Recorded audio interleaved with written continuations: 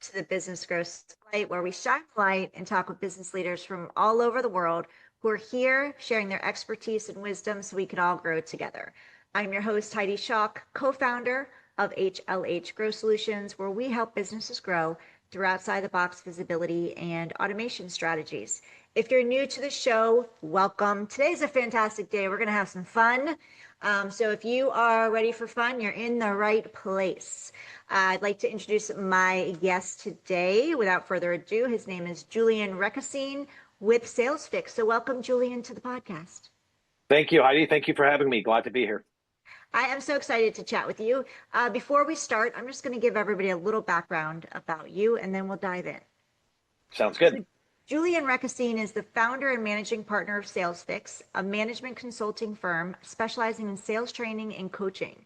Sales Fixx helps salespeople in companies improve their sales conversations with a focus on clear and concise communication, minimizing time spent on uncommitted prospects while increasing sales through genuine understanding of customer needs, finding common ground, creating interest, and providing value.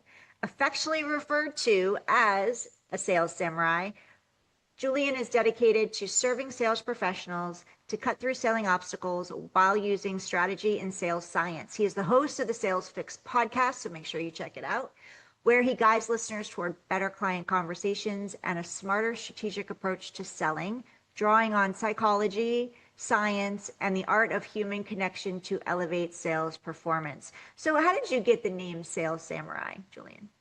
Yeah, it's funny. There was a book that a couple of us, when I first started out in sales, read. It was Samurai Selling by Chuck Laughlin and a couple of other co-authors. And one of the premises that I really liked about that book, the word samurai, people think it means swordsman or warrior, but it's actually a derivative off of service. So samurais were tied to their leader, or they called them the master, right? The person who was sort of the chief of that particular family. And so they were servants. They were defenders of the population and of the organization and everything else. But samurai is very much about serving. And I think one of the things that gets lost in sales very often, in this book premeditated that theory, and I got the nickname from a couple of people because I was always talking about this book. They're like, "Oh my God, you're the sales samurai," is the idea that it's a confrontational relationship by definition between salespeople and their prospects. And I think that's a false premise, but it's a premise that keeps getting reinforced by bad coaching, bad training, a bad inception story for most salespeople. And in fact, it's not. We are doing our job correctly if we serve our customer by identifying the ones that are a good match and then politely declining and bowing out of the ones that are not. So it comes from that concept that we should be serving our customers versus seeing them as hunting trophies, which in the modern sales world, in the sort of the Hollywood version, the Glengarry Glen Ross always be closing version of sales, it's kind of like they're all just marks and we're just hunting them. We got commission breath, we're just knocking them down so we can get the commission regardless of what the customer needs. And that's an incorrect way to approach sales. Short term, you can make a lot of money. Long term, building trust, you're not going to do well if you do that in sales, right? You can rip off people a couple times, but after that, it's not going to work that well. Yeah, and you're gonna live in that hustle grind type of lifestyle. Yep. And you're not going to get a lot of referrals. Not a lot of people go, "Hey, this person really abused me. You should talk to them too. They'd be great for you," right? That's not typically the source of and ironically enough, I probably get more referrals from clients that I turn down working with than from clients that I've actually worked with. I get a lot of people where they're like, "Hey, you were the one that said it's not a fit, and we realized 3 months later, 2 weeks later that you were right." And so now there's this level of trust that's been built up because I did something that was counter my personal direct interest, but in the interest of the longer term healthy relationship, right? So there's some people, it's like, that, "Well, you referred me to another sales consultant." Yeah, because I knew he was a better fit or she was a better fit for you guys based on what you were looking for versus what I bring to the table, right? Yeah. So, yeah. I love that. If more businesses led with that mentality versus always bottom line, because I think with salespeople, they're always under the gun, or they've always got this pressure of these numbers that they have to hit on a monthly basis. And that can, when you're so focused on the numbers, and I get it, we need to bring in revenue. We have to hit the bottom line numbers, and we can also do it in a way that's genuine, in integrity and authentic by saying, "Listen, you're not a fit. Stop spending time," because if you're not spending time with the people who aren't a fit, you're going to be able to hit those numbers by closing more of the people that are a fit. And not be wasting either anybody's time. in the process. There's that. And then there's the one level deeper, which is even if you happen to be a convincing enough person that you could win them as a client, but they're not a fit, they're typically going to end up being your problem clients. And Mm. somebody's going to end up looking up saying, we've done a lot of business with these guys, but we're not making money because we're constantly having to go back and do this and do that. And it doesn't create a relationship, right? And what happens is there's this judgment that gets thrown on there, right? So if I take you out to dinner and I say, hey, where do you want to go? Like seafood or steaks? And you're like, listen, I'm not particularly fond of seafood. That's a personal choice. That's what I would equate to the fit in sales. There's no judgment value on whether you like seafood or not like seafood. My mother would say, you're crazy to not like seafood. It's delicious. And I would always say to her, Mom, it's not that I'm crazy. We just have a different taste, right? It's just like this is a preference thing. So that's what gets lost. It's like I have a great solution. You have a great solution. Small percentage of people out there that have the problem that you solve. For everybody else, it's just an expense item. It's not a great solution because they don't have the problem, or they don't have the problem to the degree that they need to have the problem for it to be a win for you, right? That's what gets lost in translation in sales. Yeah. So can you tell us, Julien, who is, when you work with companies, do you have an ideal type of company that you work with, an ideal client? And for those companies that you work with, and when they come to you, what are some of the biggest sales challenges that they're facing when Yeah. they decide they're like, I need you? Yeah, so we work across all kinds of different industries. It doesn't matter to us, small or large. I've worked with Fortune 500 insurance and fintech companies, all the way down to startups, all the way down to a company that makes mind rebreathing equipment, if you even know what that is, right? So we go across industries because at the end of the day, at least right now, at least until AI finishes taking over the world, turns into Skynet and wipes us all off the planet, until that happens, buying still remains a human to human interaction. And Mm. what we find is a lot of salespeople are not trained properly on that aspect of the sales. So they become product experts. The company goes, we're going to make you really good at understanding our product. We'll make you really good at understanding the client's problem, right? But then we're not going to teach you any of the tactics or skills or psychology that's going on when two human beings approach each other. And as much as we eat with cutlery and wear clothes and think that we're quote unquote civilized, the reality is in the 10 to 25,000 years that human beings have been on the planet, a series of evolutionary guides have hit our limbic or lizard brain, right? At the core, the non-conscious, no capacity for language brain. And they still dictate our initial reaction to almost everything. And our initial reaction is still survival. We're still not that far from the Cro-Magnon or Neanderthal that went, those berries taste delicious, but the last time somebody went for them, they got eaten by a lion that was hiding behind it. We still have that sort of fear defense mechanism. And so when you get a prospect email or prospecting phone call, you don't go, yay, another opportunity to learn something interesting. You go, oh, how long is this going to take? How much is this going to cost me? Right? How rude am I going to potentially have to be to get rid of this person? There's a very primal reaction. And if we don't learn to diffuse that, and this is what my clients come to me, they go, hey, we're getting a lot of proposals, but they're sitting in this sort of middle status, not closed won, not closed lost. Why is that? Because your salespeople aren't digging down to find out whether this is a closed lost or closed won. They're in denial. They'd rather have it be a maybe than realize that these are no's and move on, right? They come to me and they go, my salespeople drop price almost preemptively before they even start the conversation. They're already dropping price. Why? Because you're not matching up the solution to the pain that it solves, and you're not doing a cost analysis on that. So when you anchor on those fundamental things, you quickly realize that sales is not a convincing game, it's a sorting game. If you're great at sales, you're great at identifying people that are potential customers and identifying people that are not and moving on from them very quickly. And that's not a binary status that stays there forever. People might not be a customer today, and then a problem hits them in 3 months, and now all of a sudden they're a perfect customer for you because they're dealing with the issue that you know how to solve better than anybody else, better than your competition. But almost anything you're going to buy today, you're going to have choices. There's going to be multiple choices out there. So what is the key factor that's going to determine which choice you make? It's not the features, it's not the price, it's the trust level that you've been able to establish with the person on the other side. And that's the piece that sort of gets lost. I very often, much to the uncomfortableness of the HR departments that I work with, equate sales to dating when we're doing a training. And I walk people through it and they go, I would never do that on a date. And I'm like, you're doing it on a cold call. That is a professional date. That is a business date is what you're doing. And you're doing all the stuff that you would never do on a first date because you know it would get you disqualified. You know it would put the other person in a defensive posture, right? So the ideal clients for me are people who have realized that this is a problem and have the budget to do something about it. That's a very sort of, wide category. But you'd be surprised how many people don't have two of those. They realize they have the problem, they have no budget for it. Okay, I could help them, but they're not a customer, right? Or they have the budget for it, but they're like, nah, we're fine. It's the blockbuster mentality. We're good. We're not threatened by this little startup called Netflix. That's just a fad. That'll pass.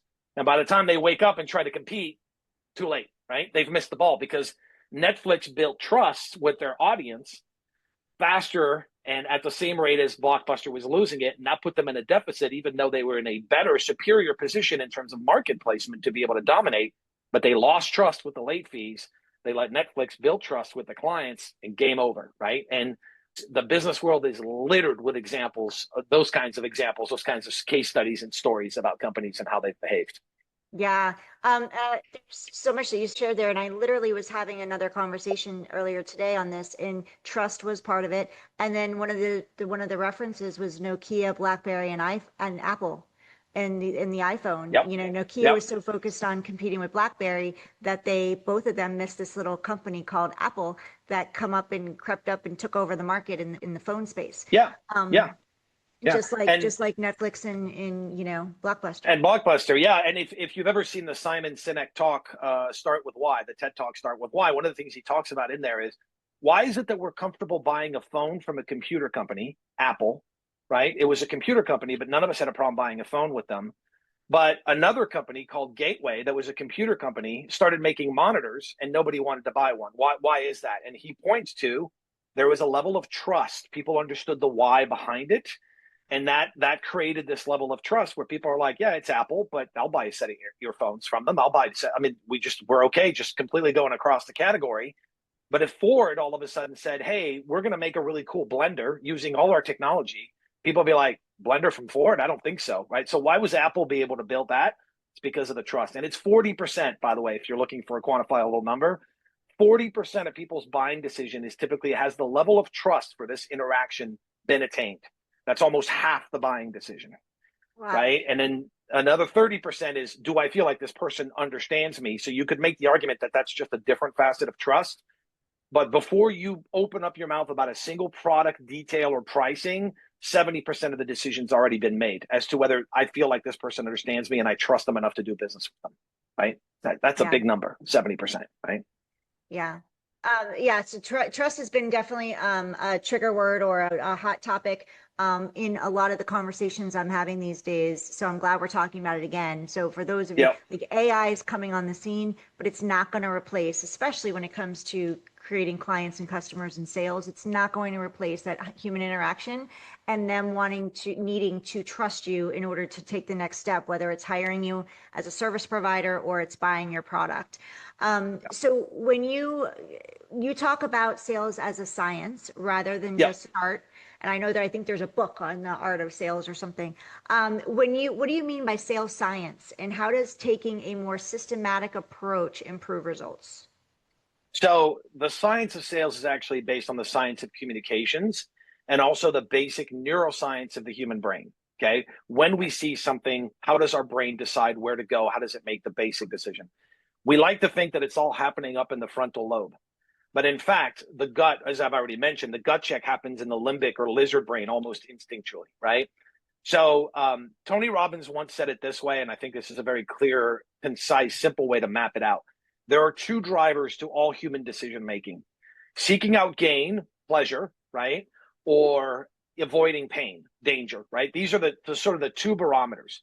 And you would think, if you thought about it rationally, that human beings are basically somewhere in the middle, right? We make about 50-50 decisions. In fact, the science tells us that 70% of human decisions are pain avoidance versus only 30% are based on seeking gain. Here's where it even gets worse. When they're all tied up, we default to avoiding pain 90% of the time. So if the level of gain and pain are matched up, we are going to default to avoiding risk. That is, we are wired that way and have been wired that way since we were building fires and hunting deer before we even started farming, right? The human brain is just, again, we think we're civilized. You could make the argument that we're not civilized, but let's say you make the argument that we're civilized. It's been like, what, 50 to 100 years? I mean, if you go back 100 years, there were some horrific things going on. You go back 200 years, it's amazing, right? Modern plumbing, electric, all these things, right? So modern society has not had enough time to reform how the human brain is by default. If you understand that, then you take that science to your sales approach. It changes your pitch. It changes your marketing approach. It changes everything because you go, I can talk about features and benefits all I want. That I'm leaving 70% of the decision on the other side of the scale because most people are going to make a change, buy something that they're not buying or buy it from somebody different than they're buying it now, which is basically every single client that you're facing, right? You either need them to buy something they haven't been buying or you need to buy something they've been buying from somebody else from you. They're not going to make that change unless they get to reduce pain on the other side of the equation because it is painful and scary and risky to make change to begin with. So we start at a default position in sales. When you understand the science, then it's not that complicated to be able to design a sales process and sales training for your sales team to make sure that we leverage the way the wind is actually already blowing. And this is where I got the name for my company. Sales Fixx, our logo is 3 sails, right? And the idea was if you're sailing a ship, and I say, it doesn't matter which way the wind is blowing. Just decide where you want to go. But if you understand the wind, you can angle your sails and harness that natural force to go the direction, even into the wind if you want to. If you don't understand it and you're just sitting there flailing around, moving your sails around and I'm just going to try harder, you're not going to get the results that you want. So to me, it's really about understanding that these forces are out there. I can choose to be in denial. But if I use them and I understand them and I understand how they're working and I use them to improve the quality of the conversation, I get to that respectful, yes, let's move on, or no, let's not move forward. I get to that much quicker in a much more efficient way, and I build a lot of trust because I'm not manipulating my clients. I'm leaning into the language that they're already speaking. And so Simon Sinek, Robert Cialdini, Tony Robbins, I could name dozens or hundreds of people. If you keep looking at their work, when I'm a massive nerd on this kind of stuff, right? If you keep looking at their work, you keep finding the trend of what the science is telling you. And if you align your sales process to that, it's not that it becomes easy, it's that it becomes simple. All you have to do is just consistently execute on that, right? And understand that in the greater scheme of things, most people are not a fit. When somebody tells you, oh, we have a product that's so great it sells itself, I don't think so. Because if people are not connecting to the pain that it solves, then they're not going to buy your product, no matter how cheap or good or fancy looking it is. You need to connect to whatever pain, that rational or irrational, that problem is solving, right? So when I talk about leveraging the science, it's not a special formula that I've come up with and mastered in my laboratory. This is literally just understanding. This is the human science, the neuroscience of how humans communicate, and just leveraging that for a more effective conversation. Are you familiar, Heidi, with the movie Hitch with Will Smith? Have you ever seen that Yes. movie? Okay. Yes. He essentially does the same thing, but in the dating world. Okay. But even if you think the famous scene from Hitch where he explains to the Kevin James character the 90-10 rule at the end of a first date, how am I supposed to know if I'm supposed to try to kiss the person or not? And Hitch tells him you go 90% of the way in and you let the other person come the last 10%. So it feels like they're empowered to make that choice. You did 90% of the work, you bridged as much of the gap, but you let that final step come in the other direction. That same science applies to sales. Exactly. That's exactly what we should do. So the client doesn't feel like they got sold. They feel like they bought. And that is a whole different dynamic. We all love to buy. We all hate to be sold, right? Yes. I didn't say that. Jeffrey Gitomer said that, right? That's a famous quote from Jeffrey Gitomer, right? Yeah. And everybody walks away feeling really good about the result. Yeah. Yeah. Because you felt empowered. You felt like you were a participant, not a victim. Yeah. Right. And it's not, you can buy a great product, but if you feel you got sold, you're still like, yeah, I don't know, did I do the right thing? You buy a solution that's maybe 80% of what you wanted, 70% of what you wanted, but you're the one who decided I'm willing to give this up for that feature. That's a whole different game, right? You're in a much better, and from car sales to complicated software solutions to you name it, that essential element is still at the core of every human to human interaction. And it stays unaddressed, I would say, in, I don't know about you, but for me, I would say at least 3/4 of the sales interactions I get are people doing a very poor job of leveraging that concept, right? Yeah. And I love that you said, and this is key takeaway, is that especially if you're in sales or that side of the business, is that most of the people will not be a fit. So when you go in knowing that already, it takes the pressure off of, oh, I got to sell this person, or I've got let me see how I Yeah. can sell this person. And another thing I heard from what you were sharing, my takeaway was you go in unattached. You're not there to sell someone. You're there. Your main goal is this a fit? Are they a fit for the product or service? And are we a fit for them? And once that's determined, then you can get to go into the rest of it. But you're not attached to the outcome of the sale. You're Right. attached to figuring out what's best for this prospect.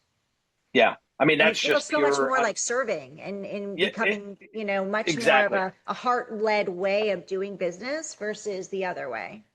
That's exactly it. And in psychology, that's called the role identity theory or the identity role theory, separating my identity, who I am, from my role as a salesperson. Oh, this person doesn't want to buy from me. It must be that and I'm a terrible person and nobody would ever buy from me and my product is horrible. Or you were selling size 6 shoes and they had size 8 feet. That could be a possibility too, right? But we don't go there. And if you think about it, it's something most of us learn in junior high.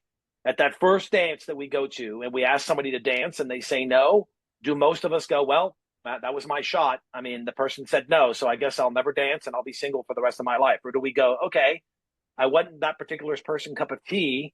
I'm just going to move on and ask the next person, right?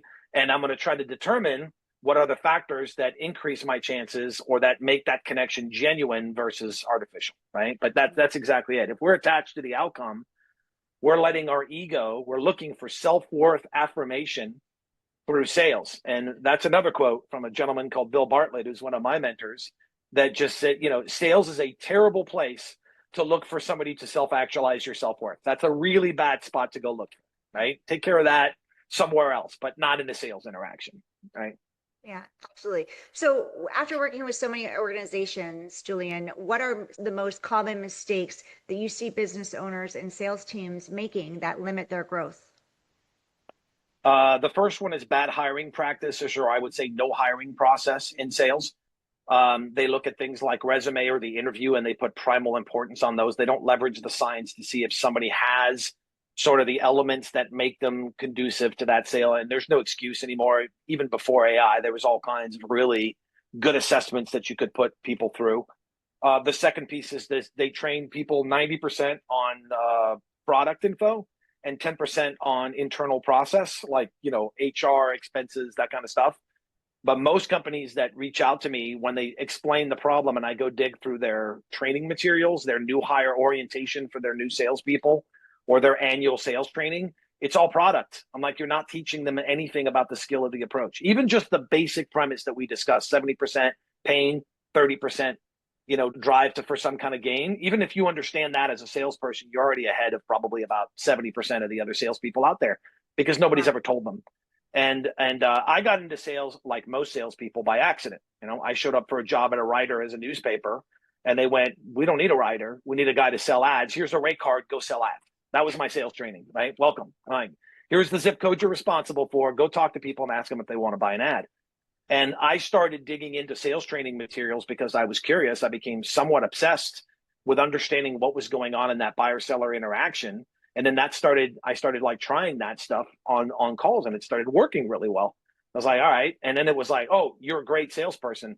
No, I'm just a trained salesperson versus the untrained salespeople. It's like, great's not the adjective I would put on it. Trained or untrained is the one what I put on it, right? Mm. Yeah. So you mentioned AI. So let's go Yeah. there.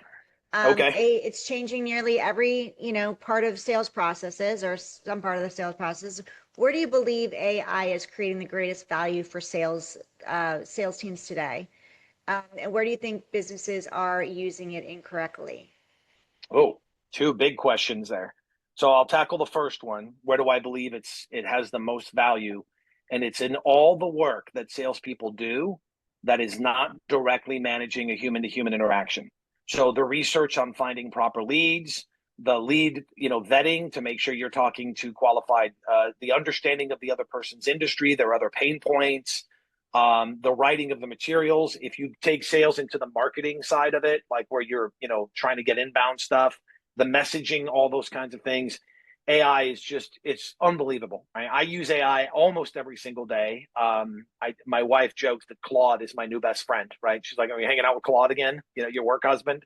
But the reality is there's a ton of things that it can take away the time and the pain of doing it. I'll give you just a super quick example, just so people have something specific to hang on to.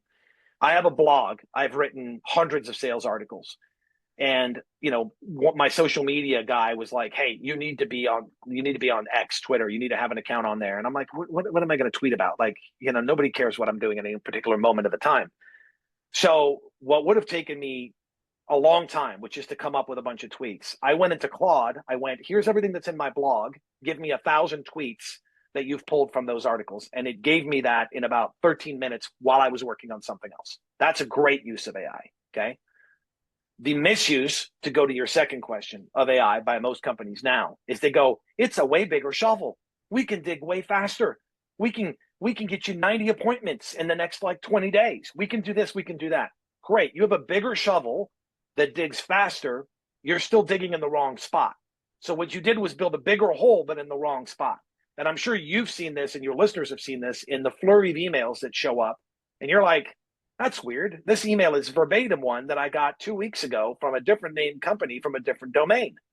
That's a misuse of AI. All you're doing is creating noise. And again, I'll give you a specific example as it relates to this concept before AI.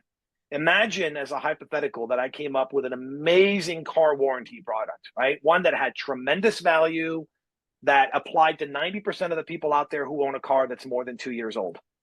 I couldn't sell it because those idiots that tormented us for years with that your car warranty is about to expire Autobot calls that were coming have basically created a scenario where even in a great product wouldn't be able to get light of day because you and I would get that call and immediately go click and hang up, right? We wouldn't listen to it. That's my big fear about AI. I say big fear. It's actually a good thing for me because it's going to cause so much pain that we're going to have a lot of people coming back and saying, "Hey, we need to retrain that human side. Like we've lost that." So it'll end up being a good thing for me. But in the short term, the damage is that's being made. The leads companies who are like, I have a great AI bot that can generate leads for you. And then you're like, yeah, but you sent a block email to me that's verbatim like one that I've gotten 2 weeks ago. I'm not a qualified customer. I don't have the needs that you're expecting me to go, this was great. Let me jump in on your model. Doing the wrong thing faster and with a higher rate of frequency is not an improvement. Right? And that I think is kind of like where we're seeing the early versions, the early adoption of this is just to go out. And I wasn't around when they invented the telephone. I'm not quite that old, but I can imagine it was kind of the same thing. Oh, you can reach everybody at their house. How cool is this? And then it became like, I'm just going to have the answering machine take it because I don't need aluminum siding, being pitched at me one more time this week, right? So people burn these things. Email was that way. It was great when it came out. When I remember when the email first kind of got on the scene, and it was fantastic. And now we all have spam folders and filters and all that kind of stuff to just sort through the junk that comes in. And that's the misuse that's happening. We're at the early adopter stage on the curve of diffusion of innovation, and the early adopters are pummeling everybody with it. And there's going to be a huge backlash. And I'm already seeing it. I'm already seeing a lot of people saying, so how, I'll ask them, I say, so how did you get these 3 accounts? Because he goes, I tried this thing. I called them and I connected with them on the phone and I talked to them. I didn't just send them like a sequence of 180 messages. Oh, what a concept. Human to human connection, right? The element that was missing. So that's the answer is it's being misused because it's just pummeling people with worthless messages and it's not qualifying them. And when the lead companies tell me I can get you 20 meetings in the next 4 days, I'm like, okay, great. I'll just not sleep, not eat, and cancel the rest of my appointments. That if all 20 leads are worthless, what good does that do me? I'd rather you get me one a week and I have a 50% shot of converting them than you get me 20 a day and I have a 0.005%. It's junk mail. It's being used like junk mail right now. That's what's driving me crazy. Yeah, absolutely. And when you were just talking there, when it brought me back to the beginning of our conversation, when you were like, it's worse to use AI faster and wrong. And it brought me back to the word that kicked us off, which is trust. Trust. Because when you're Yeah. using it faster and wrong, then you're going to immediately you're going to blow that trust up. Yeah. Like you said, trust is hard to gain, but easy to lose. So once you lose that trust, it's going to be really hard for you to build that back up. And if you are Yeah. just, and that's another issue with AI too, is exactly what you said. You're receiving an email, a cold email, and then you're getting the same one a week or two later.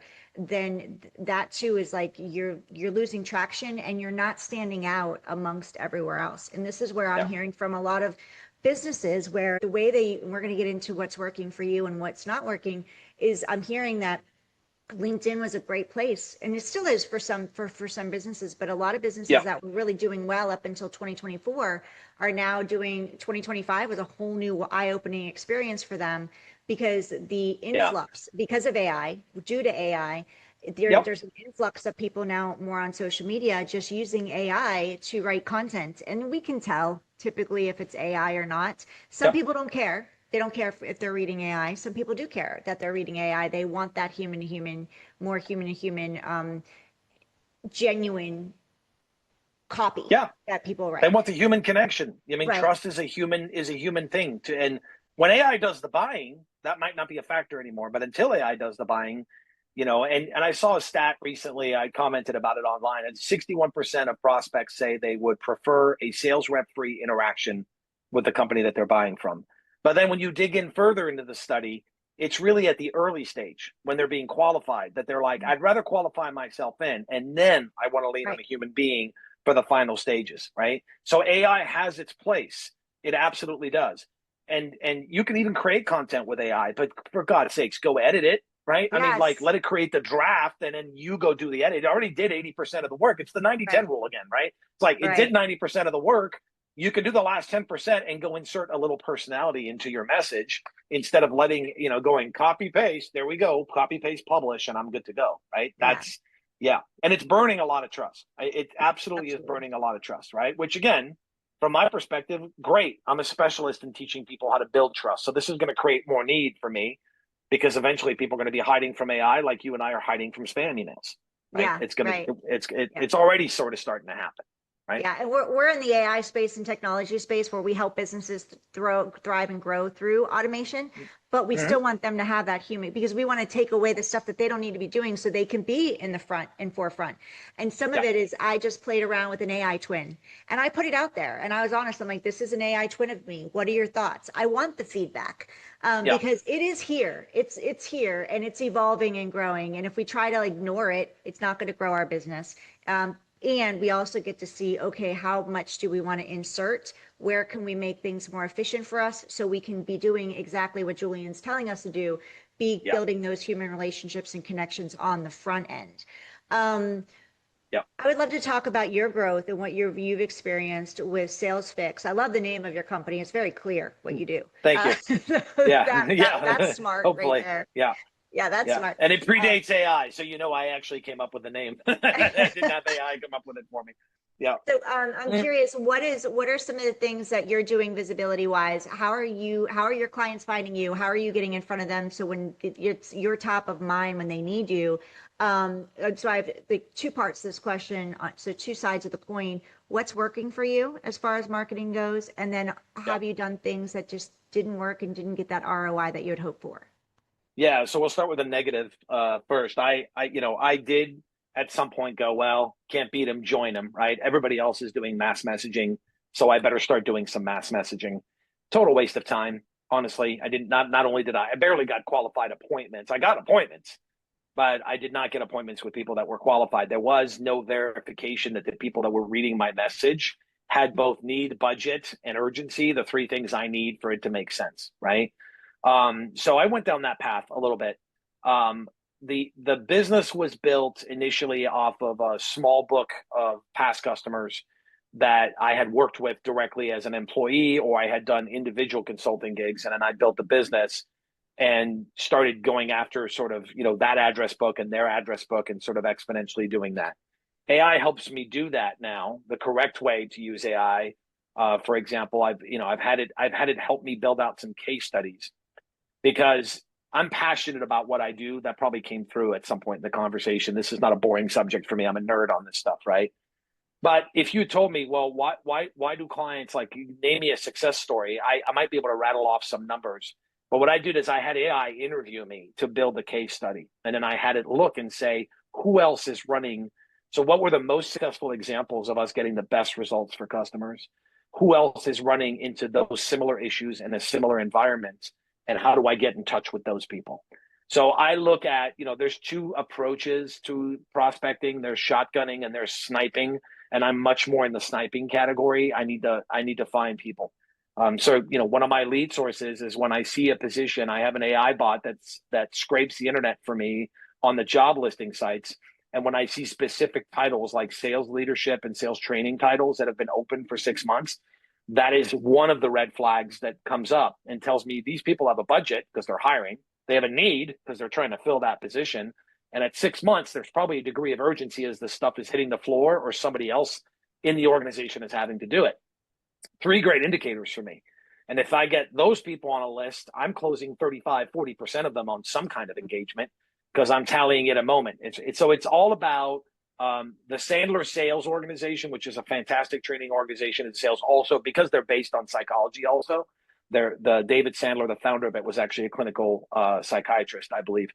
But they have that they teach that same philosophy of the key pain indicators. I forget what they call them. They have a word for them. I call them flags, right? Or pings. The sonar, the submarine's going ping, and it hits something, and it goes ping. There's a sign here. There's something going on. But they talk about these flags or these indicators. Like, what are the indicators that there is a pain problem that we have a solution for? Instead of saying I've got a great solution, start with what the problem is that you're really good at solving and make that the basis for your search. So that's within our organization. We do definitely provide and work on the AIEO, which is sort of SEO for AIs, because that's an overlooked category for a lot of people now. I don't know if I'm the first one. I might be. I have a chief AI officer at Sales Fixx. I have a person whose entire job is to figure out how we can leverage AI effectively and how we can help our clients leverage AI effectively within their sales organization. And they always think like, oh, that's about buying leads, right? We're like, nope, that's the last place we go. Like we'd much rather identify what's going on and work off of that. Be able to give you good intelligence for you to make your decisions on, right? Here are the spots where you've had tremendous success. And then one of our clients up until recently was a tech company, and they're really good at building softwares. And then I learned a lot from just hanging around with those guys because they were constantly sort of, asking questions and bringing up ideas that I had considered. It's where I got the idea of, you know what, I want to bring in somebody whose sole focus within our organization is going to be doing that, not just for us, but also how we translate it to our clients, right? So again, I'll use a really simple example. I have a friend of mine who owns a restaurant, and he used AI to figure out who the biggest Reddit influencers were in his market. And then he used AI to reach out to all of them and say, I will comp you a meal if you come in. And if you enjoy the meal, I'll expect you to talk about it on Reddit and all the other platforms that they were on. And, for a fraction of a penny of what he would have paid in advertising and writing, he got a lot of attention and hence a lot of new customers. That is the way to leverage that thing. Now, the amount of time it took AI to do that was probably, a tenth of a percent of what it would have taken him on an individual basis, or even hiring somebody to do that. The costs were way lower, right? He had to burn a few tokens, but that's it. And so we look at it. Our approach is very much, I don't want to talk to people that don't need my services. That's a miss for me. That's a waste of time. Theirs, not just mine. They're really a waste of their time as well. So the entire approach is around how do we get better quality conversations, not necessarily more. And in the pace of growth, in the sort of this, everybody's looking for their next IPO. Everybody wants to be the next Facebook, right? Everybody wants to be the next, like, I went from a dorm room to being a billionaire in like 6 months story. And it's like, yeah, but before you build the $1 billion company, try building the $1 million company and the $10 million company, because you're going to learn a lot of things during that process. They're going to make it much easier for you to scale up. And right. And that's what gets missed. And AI is also an equalizer. So now you don't have to be IBM. You can be like Bob's air conditioning service in Topeka, Kansas, with 2 trucks, and you can leverage AI to put a significant percentage of improvement in your customer contact and experience and everything else. Customer service is another area. I love AI for customer service, but you probably read the same article that I read a couple months ago, that company that fired 15,000 customer service reps turned the whole thing over to AI and had their CSAT scores go through the floor. The Mm-hmm. smart way to do that is to say AI is going to handle all the I forgot my password simple fixes, freeing up our CS reps to be able to dig into the issues that customers have when they really need that human to human interaction. Like somebody's got to apologize for what happened. AI is not going to do that. And even if it does, you're like, you're a chatbot. Your apology is worthless. I don't care that the chatbot feels sorry. It's just doing what it's supposed to, right? Yeah.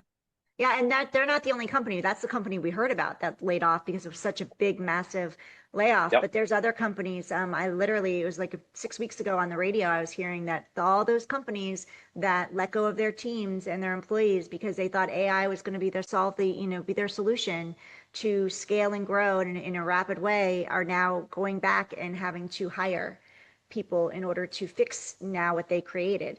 Yep. It's a hard way to learn. So, Yep. AI is here. Don't make any massive moves based on AI is not going to solve all your problems. It's not here. It's not the end all be all savior. It is part of your strategy and your business to make it more efficient and use it Yeah. in ways that can support you, like your friend did with the restaurant, like they're doing.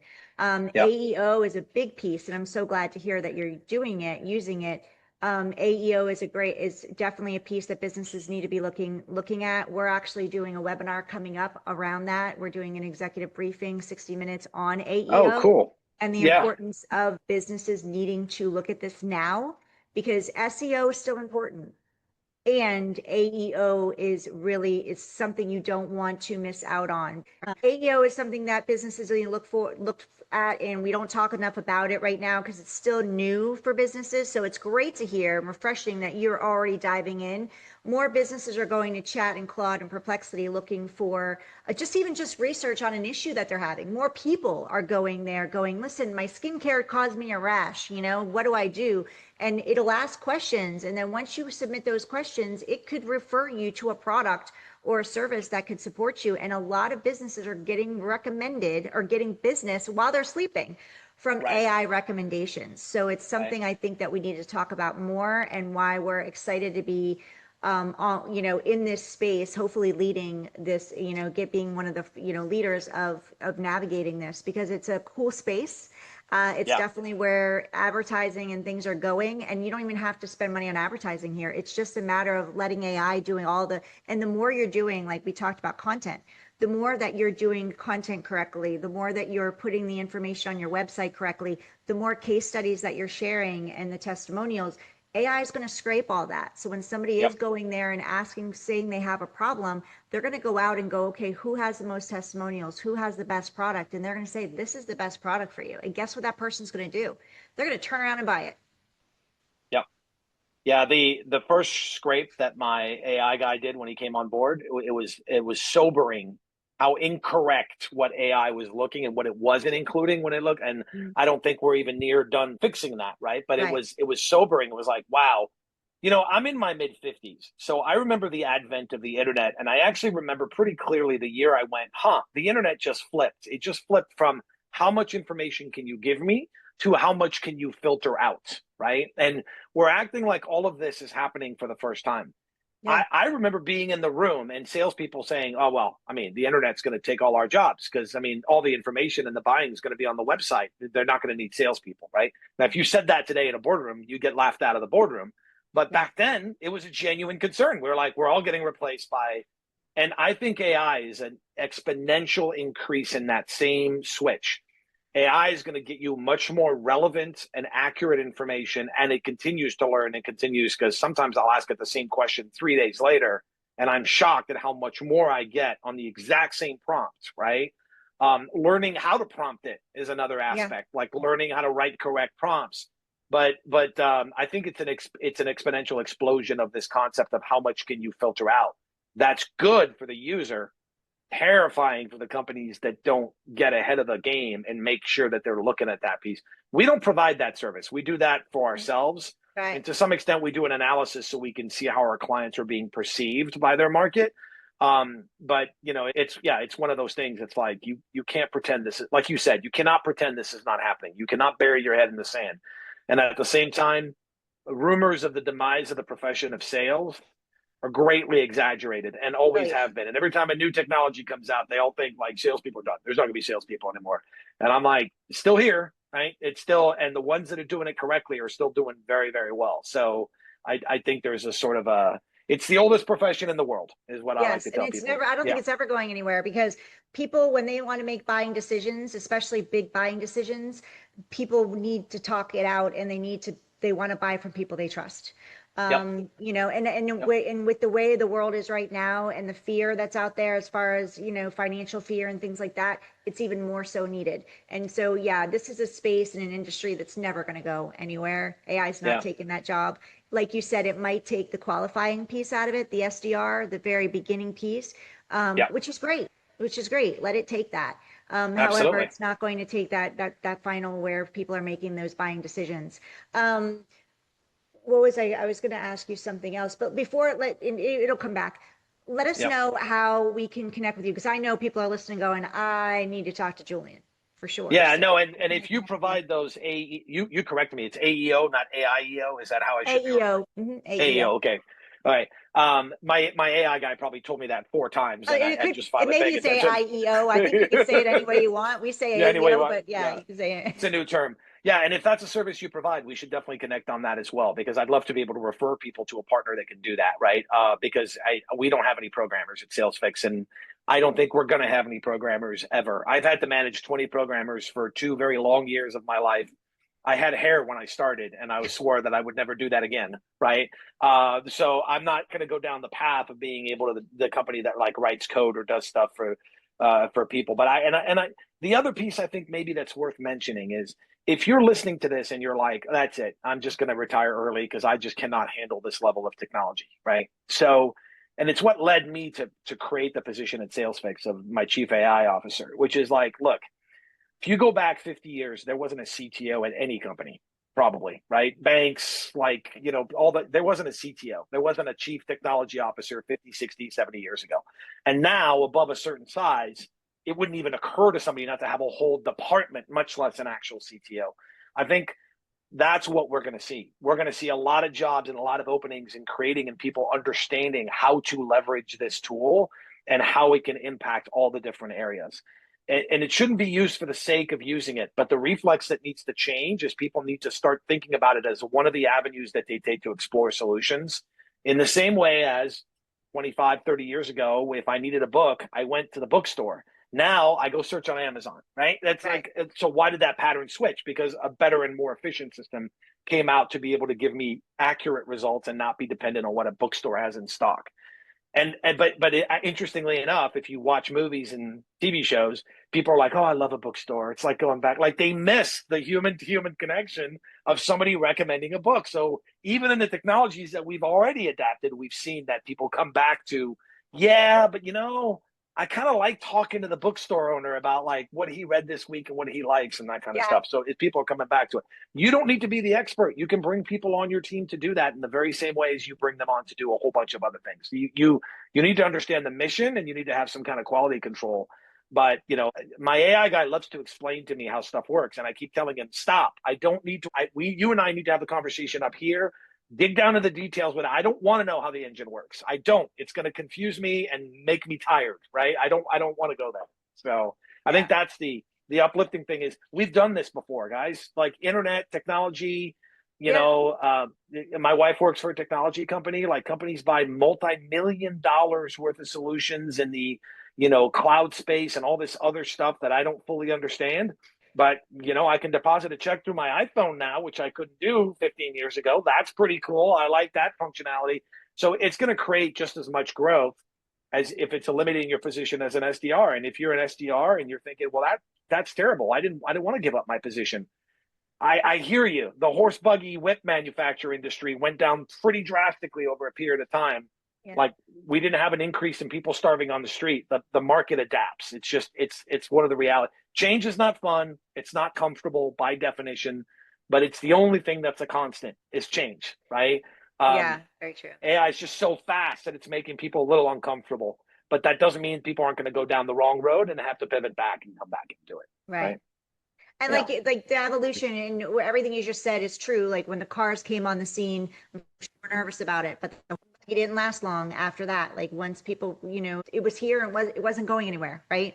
And Right. when the Right. internet hit, I remember I was here for that too, and it was like scary. Everybody's like these huge computers. Oh my gosh, it's never going to go anywhere. What do you mean the internet? Like people are gonna, and those people that jumped on early, they made it big.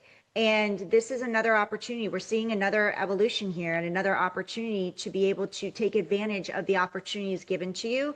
And with a reminder of it's not here to replace the human to human interaction. It's never going to Right. do that. So use it for what it's here for. Jump into the opportunities. Don't be scared of them. AEO is one of those. Like SEO was Yeah. important for Yeah. when there's search engine optimization for your websites and all of that. This is important now too. It's still Yeah. new. People are still not understanding it, but it's not going anywhere. And the Yeah. sooner that you can get in and optimize your websites and your content and all of that so that AI can find you and can recommend you, because it's not an automatic. There's certain things that need to be done to make that happen. So kudos to you for having your guy on board. And like Julien was saying, you don't need to be the expert in all of this. You can't be. Right. So make sure that you're bringing on people that you can stay in your zone of genius. Julian's a rock star. He is this sales samurai, right? He knows the lane. He stays in it. He's not going to Yeah. learn tech, nor does he want to. And Right. he shouldn't, because then you're hurting your business in that aspect if you're going to do that. Yeah, you can. It's a micromanaging instinct that we have, right? But it's also become sort of an excuse for people to not embrace it. Like, I don't get it, so I don't want anything to do with it. Like, well, okay, but that's not realistic. Yeah, I will say though, one thing that you said, like, people get into it quickly. There's also, like, I always say to people, like, slow down too a But yeah, little bit. Like, absolutely. you don't Yeah. have to be on the absolute cutting edge, because from the railroads to the internet to the fiber optics to everything Yeah. else, the first people who jumped in typically took a pretty big clock cleaning, and it was usually the people that come in behind them and That look off of learn the the initial rush mistakes. of mistakes that Yeah. do really well, right? Very true. Very Every true. company that laid down the railroad tracks was sold at bankruptcy for pennies on the dollar to the companies that ended up making money on the railroad tracks, right? So Very if you true. know your history, you know that that's true. And That's same thing true. with fiber optics. Remember, like, all the fiber optic companies, and like their Mhm. stocks were like trading at 300, price to earnings ratio. And then where are they all today? Like, they all ended up getting taken down in accounting scandals and financial scams, and realizing that, they spent all this money on the anticipation. So I think it's also one of those things of, instead of saying we've got to use AI, think what are the problems? And this is a habit that I've got myself into now. Once a week, I have an hour on my calendar that's dedicated to AI poking around, right? It's my AI Wednesday time slot. And so what I do over the rest of the course of the week is the stuff I don't have time to tackle, I put that on a list and it lives there. And then I go to AI during that time slot and say, okay, which one of these things can AI potentially help me with? And sometimes there isn't one on there, but almost every time there's like, let me take that problem to AI. Ha, look at that. I found a solution. I found this. I found a different way of doing it that way. I don't look for, I have to use it. I look for, when can I reprogram myself to start having it be one of the choices that I look at when I'm trying to solve a problem, right? Yeah. I've got an issue with one of my team members that I need to have a conversation with. That's not something I need to take to AI. I don't need to focus on that. That's a human to human thing. Leave it there, right? But how much busy work am I doing that I can now hand over? I had a virtual assistant for a while, and not a virtual, sorry, a remote assistant for a while. And, after a while, I realized she's leveraging AI to do a lot of this stuff. Great, perfect, right? Because I didn't know that world. And then she moved on and took another position. It wasn't like I didn't need her anymore. Even my social media company that I work with, I know they're using AI to do most of this stuff. That's fine. It's worth the price point. They were able to bring down the price point that it was a no brainer because they're leveraging AI on their end. It's still a problem I can make go away with a small check every month. Perfect, right? So everybody looks at it as it's an all in or all out, right? It's either going to like explode our world, or it's going to be like, the calamity and total zero. And it's like, no, we're not going into a black hole, and Yeah, we're also not going to turn into the sun. There's a lot of range in between those two exactly. things. And People not lose every, sight of that, I think. and what you're using it for, another company may not need to use it for. So be Correct. smart Yeah. on what you're using it for. Use what works for you. There's so many different tools out there. And I've also heard like companies will keep from using anything. There's so much out there. It changes every week anyway. I don't have time to figure it out. Just pick one. You don't have to pick 50 of them. And there's like different things that you can try. I love Gamma. I will promote Gamma AI. I love it for presentations. It makes my life Oh, so much easier. And Chat and Claude, don't know that like one. those are Yeah. my favorites, and that's what I stick with right now. That's only three. I'm sure we use more on the back end of our like our technology people use it. My business partner, Yeah. she's the tech person. She uses more than I use. And that's great. But I want people, I'm overtaking your time here, Julian. That's So okay. I Let me want give to, you a last plug. yeah. I've discovered one called Prompt Cowboy, and I'm Oh, completely addicted to it because what Prompt Cowboy does is I go in and I talk to it like me. I go "Ugh," and I just dump everything that I have, and then it says go to Claude and here's your prompt that you want to use, and then I get the answer that I want. So I've started using that service because it's like, man, it teaches me how to ask AI the question. The absurdity of that is I'm using AI to teach me how to talk to AI. It's like it's getting a little weird here, right? But I'm a huge fan of it because, and it was one of my clients who put me onto it. I love that. I've Gentlemen, never heard of it. it's awesome. It just you could go in there and attach everything and say I got this document and this and over here and that, and here's what I'm trying to do, and it goes great, and it writes out, it sits there and churns, and it says here's your prompt, and then it's copy paste and drop it into whatever AI platform you want to use, and the response you get is like 200% better than what the way I would have had to have a whole conversation with that AI. So I'm a big fan of that one. Sorry, I have no vested interest in it whatsoever, by the way, just so your users know. I'm not prompting something that I'm not promoting something that's going to make money. I really have made that one's made my life a lot easier. So happy to share it with other people. Thank you for So sharing. Now, please share yeah. how people can connect with you and learn more about you and Sales Fixx. Like Yeah, how to, couple different ways. If you go to Sales Fixx, two X's on Sales Fixx. Somebody tried to hijack me for the domain with one, and they ended up selling it to somebody else. So salesfix with two X's.com. There's a blog on there with a ton of free content that you can go download. You can sign up for a newsletter, and the blog is essentially the past episodes of the newsletter. To some degree, I keep up with posting them up on the blog. But there's a Wednesday newsletter I send out for free it's just a sales tip or a sales concept conversation once a week. There's obviously the Sales Fixx podcast. I have episodes like this where I have a conversation with somebody, and I have episodes that are sort of quick fix. I got 20 minutes in the car on my way to the next appointment. I need a little fix. So how do I get that? I have built for individual reps. This is a big project that we completed this year. I have built an AI Julien, which you can find a link from my LinkedIn page. Is probably the best way to find that. But the AI Julien is for reps. If you work at a company and they won't invest in sales training, and you're like, I can't afford a sales trainer for basically the cost of a gym membership, you can basically have access to what is an AI that's based on the summary of all my published work, podcasts, everything else. So you can ask it direct questions like, hey, here's my pitch to this client. How can I make it better? And it'll give you a quick answer. It doesn't replace the human to human coaching element, but as an individual, if you feel like I just need something that's very sales specific and that's limited, and I say limited because if you Google or go to AI in general for sales advice, it does cough out some bad advice because it's taking what's most popular on the internet, which is not necessarily most accurate. And by accurate, I mean based on the sales science, the sciences of communication, the neuroscience, and the psychology that we talked about, right? So this has been set as that's the bar.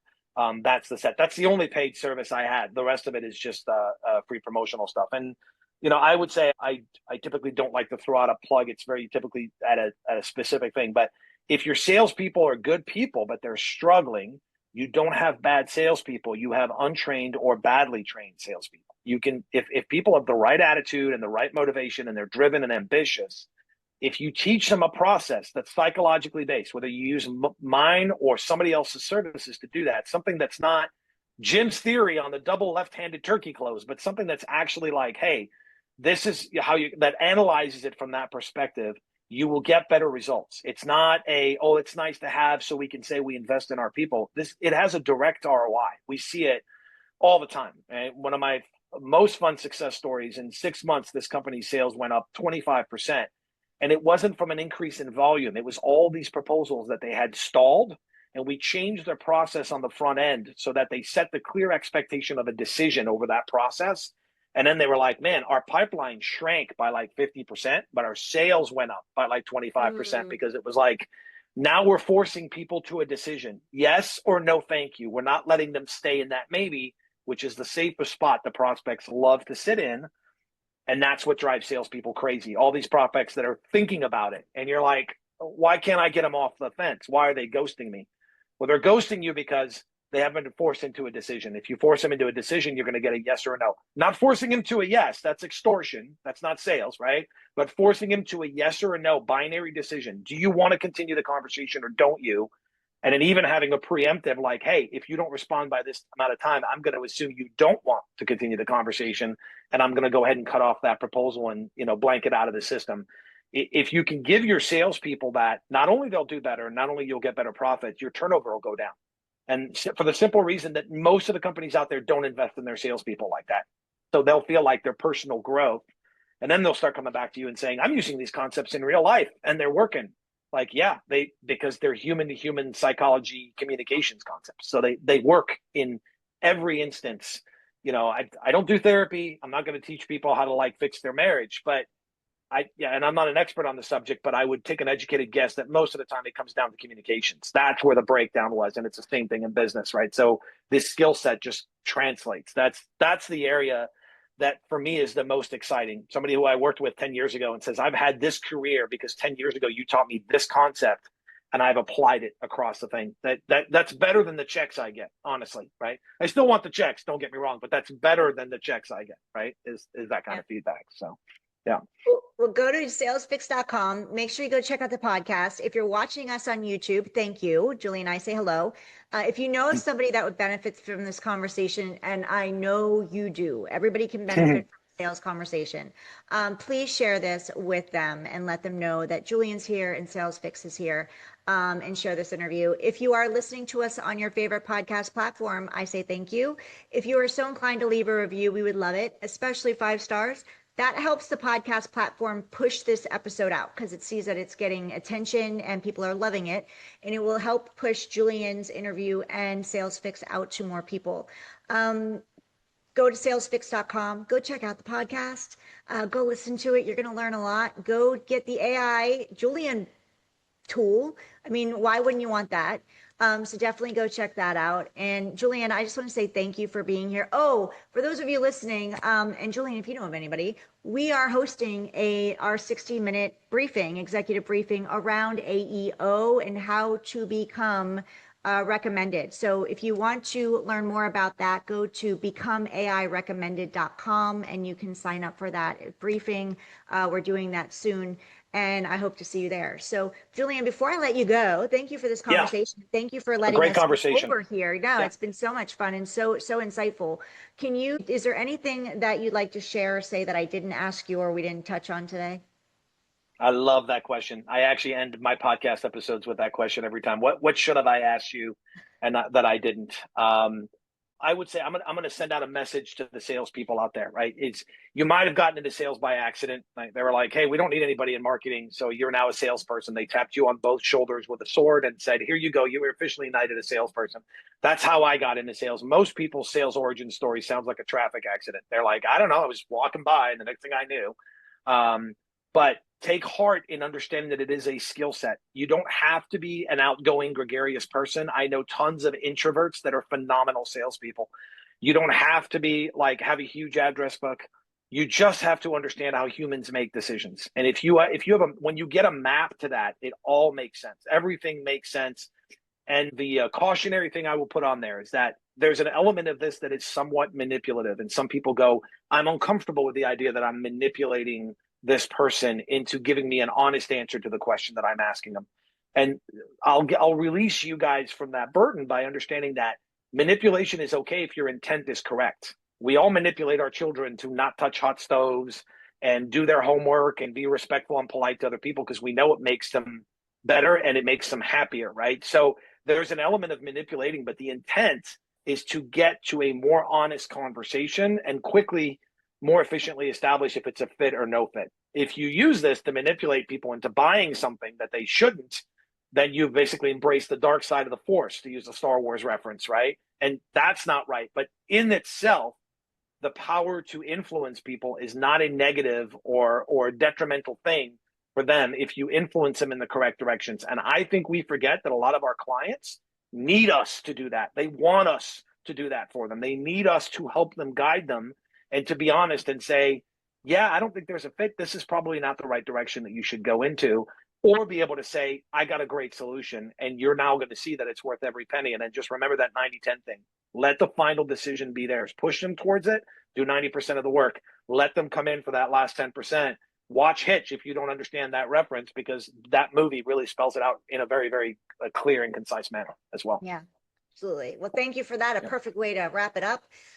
So thank you, Julien, for being here and for your time and for the incredible, fantastic conversation. Thank you all for listening and being here with us. And I look forward to seeing you all on the next episode of the Business Growth Spotlight.